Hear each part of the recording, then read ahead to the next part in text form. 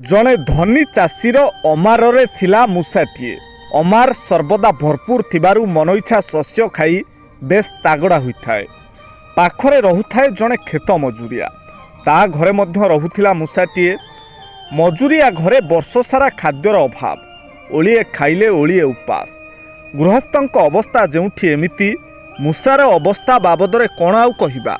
मूषाटी खाद्य अभाव जोगु आकार में बढ़ी पारु नथाए। धनी कृषकर अमार घरे थिबा एक कणा देई दिने गरीब घरर मूषा भितरे पशिला। तागड़ा मूषा सह भेट होला, दुहे खाई पी मौज कले।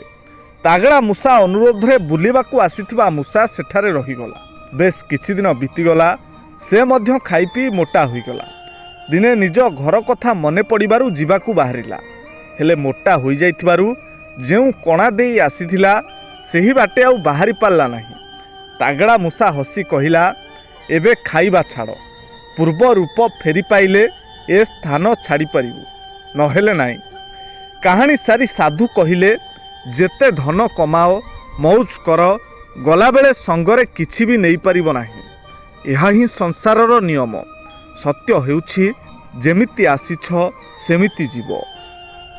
सांग माने आमे जेतेबेले छोटो पिला थिलु, दांडकू जेकोसी जिनिस बिका आसिले बापा माँ को पैसा मागुथिलु किनिबा पाए। आउ बापा माँ जदि पैसा देउ नथिले ताहाले कांदी कांदी गड़ी जाउथिलु। केते अली आउ अझट करिथिलु ताहार बोध हुए हिसाब नथिला। हेले आजी बड़ हेला परे जेतेबेले परिवार रो कर्तव्यर बोझ निज उपरे पड़ुछि, सेतेबेले बुझी हेउछि बापांक परिश्रमर मूल्य आउ से टंकाकर मूल्य केते।